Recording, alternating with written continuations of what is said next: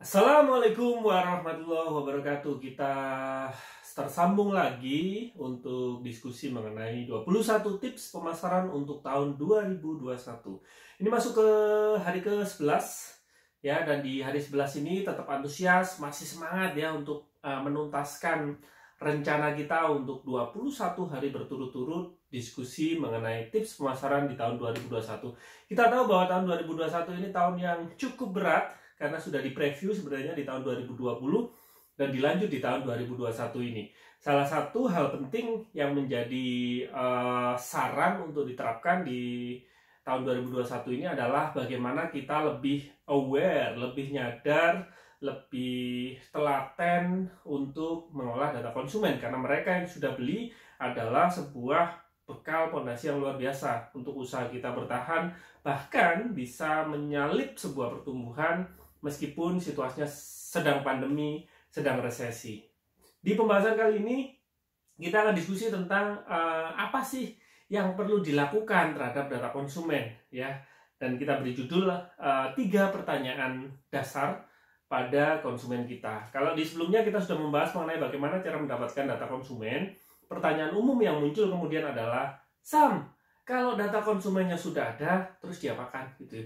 Apakah di blast-blast, apakah di broadcast? Ya, ini kan yang sudah saya garis bawahi di video yang sebelumnya, karena ini video yang ke-11, jadi sudah ada 10 video sebelumnya, tidak disarankan untuk dilakukan. Karena konsumen ingin diperlakukan juga seperti teman, tidak ingin dilakukan, hanya sekedar menjadi objek dari kepentingan-kepentingan perusahaan atau brand yang kita kelola. Pada prinsipnya mereka juga perlu sebuah respect, perlu sebuah empati sehingga terjadi hubungan yang baik antara kita dengan konsumen. Jadi tidak sekedar sedangkal urusan transaksi gitu loh maksudnya.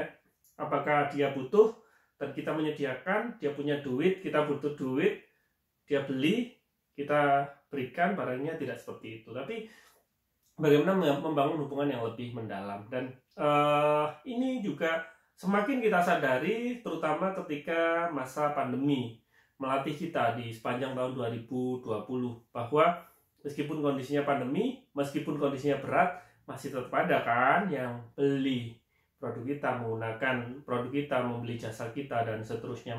Maka mereka ini sebenarnya adalah tipe konsumen ideal yang baru, yang aktual, yang sesuai dengan kondisi saat ini. Maka mengenal dengan mereka dengan baik adalah bekal supaya kita bisa memberikan layanan yang lebih baik pada mereka.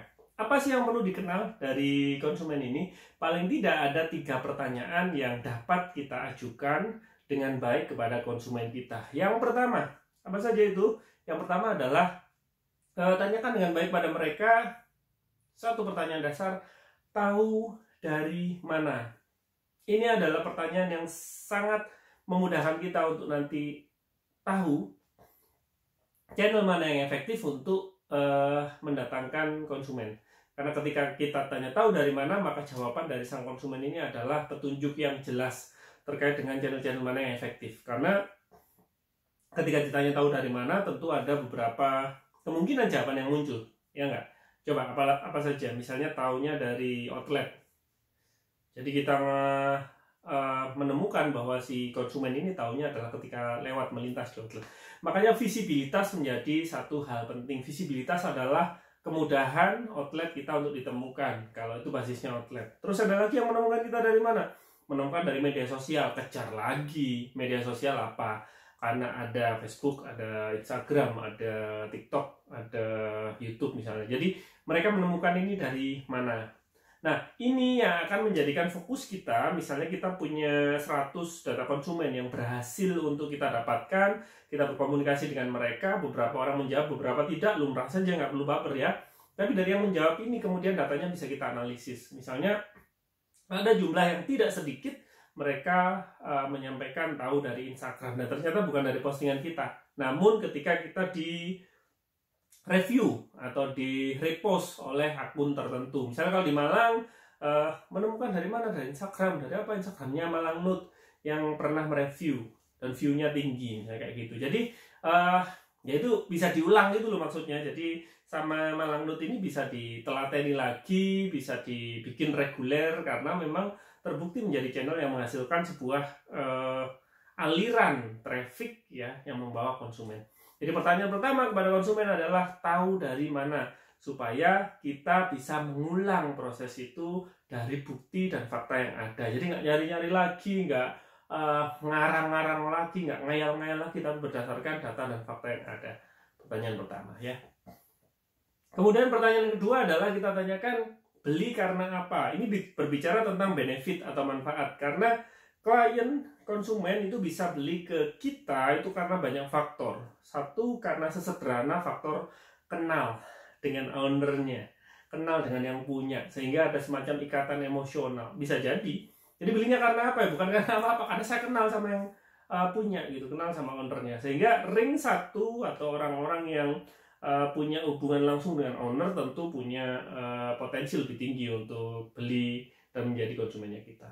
Atau alasannya memang karena produknya gitu, produknya ini enak atau produknya ini unik mas. Nah, keunggulan terkait dengan produk bisa jadi karena sesimpel lokasinya dekat dengan tempat saya tinggal, sehingga saya nggak perlu repot-repot, nggak perlu kemana-mana.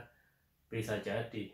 Atau bisa karena beli karena apa? Karena lagi ada promo. Jadi sebenarnya nggak ada rencana untuk beli, nggak ada keinginan untuk beli, tapi karena begitu tahu ada promonya juga misalnya buy one free one, ya sudah ajar eksekusi. Jadi belinya memang karena tertarik oleh promo. Ini memberikan kita dasar informasi terkait dengan bagaimana konsumen ini melihat produk yang kita tawarkan, dan faktor apa yang membuat mereka mengambil keputusan untuk membeli produk kita. Kenapa? Karena orang beli itu kan karena 3 hal. 1, karena butuh. 2, karena mampu, artinya punya daya beli. 3, karena memutuskan, karena butuh dan mampu saja belum tentu beli ke kita. Makanya ada istilah adalah prospek yang PHP, karena dia butuh sebenarnya, terus kemudian dia mampu untuk bayar tapi tidak segera melakukan transaksi. Kenapa? Karena belum memutuskan.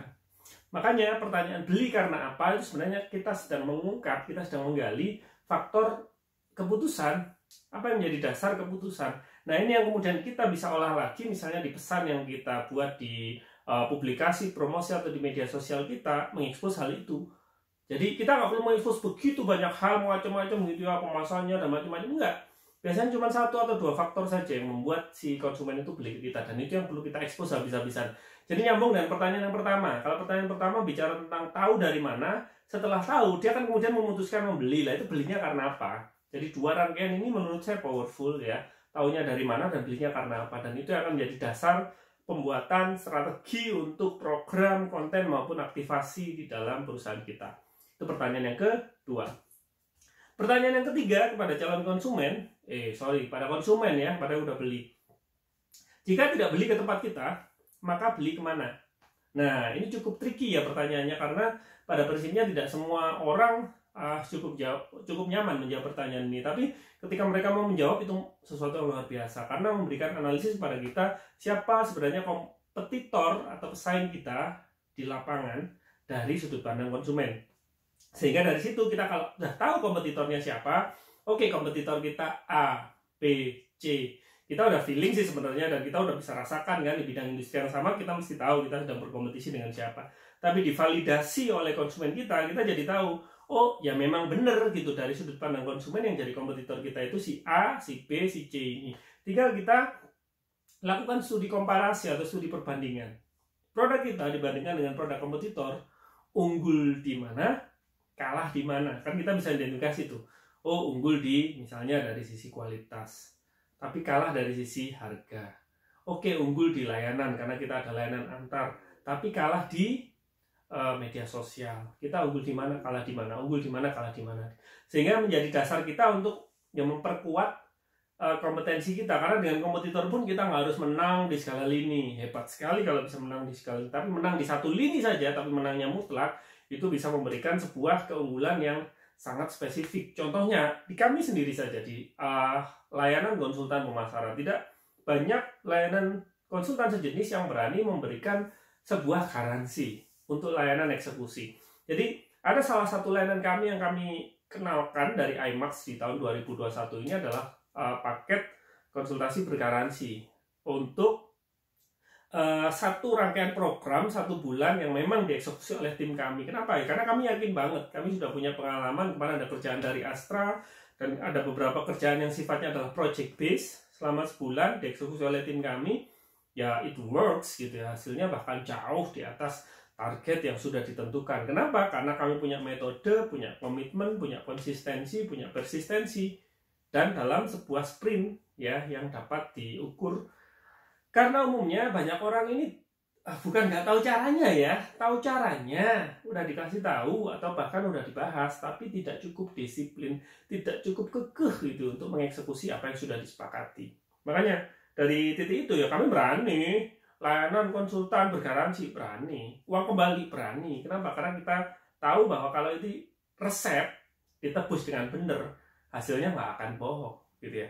Jadi kalau menemukan ada resep tapi hasilnya bohong, kemungkinan resepnya tidak ditebus secara utuh atau bahkan belum sempat ditebus gitu loh.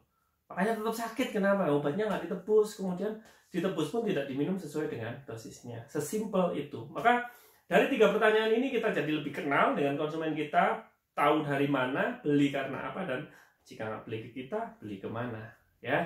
Jadi jangan didiemin, jangan dianggurin data konsumennya. Itu adalah sebuah bahan baku yang luar biasa untuk kita meningkatkan dan menambah pemahaman kita terhadap konsumen kita. Dan konsumen yang happy, konsumen yang puas adalah salah satu metode marketing yang terbaik di dunia.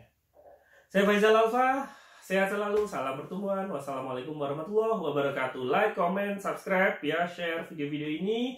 Sudah ada 10 video sebelumnya dan masih ada video-video berikutnya sampai tanggal 21 Januari 2021.